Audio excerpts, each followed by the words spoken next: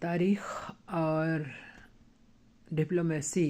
سے گہری وابستگی رکھنے والے میر محمد علی نے کہا ہے کہ عمران خان ایبسولیٹلی ناٹ کہتا ہے، اور اس کی کیسی بھی تشریح کر لے، یعنی وہ امریکہ کو طاقت تو مانتا ہے، یعنی جو اس کی اب بدلتی جتنی بھی کہہ لیں کہ پالیسی ہے، اس میں اتنا اس نے مان لیا ہے کہ امریکہ بہرحال ایک بڑی طاقت ہے، لیکن وہ کہتے ہیں کہ بیٹھ کر بات کرنے اور لیٹ جانے میں بڑا فرق ہے، کہ شہباز شریف صاحب تو کہتے ہیں نا کہ بیگر آر ناٹ چوزر، اور ہر وقت ان کو خطرہ رہتا ہے کہ تباہ کر دے گا، امریکہ تباہ کر دے گا.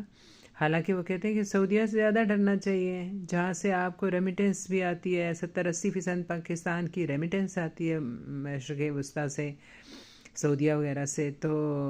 وہاں سے آپ تیل لیتے ہیں، وہاں سے آپ ریزرو کے لیے پیسے لیتے ہیں،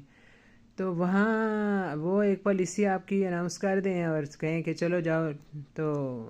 آپ تو زمین بوس ہو جائیں گے. لیکن ان کا آپ کو اتنا ڈراوا نہیں ہے جتنا آپ ہر وقت امریکہ کو ہوا بناتے رہتے ہیں.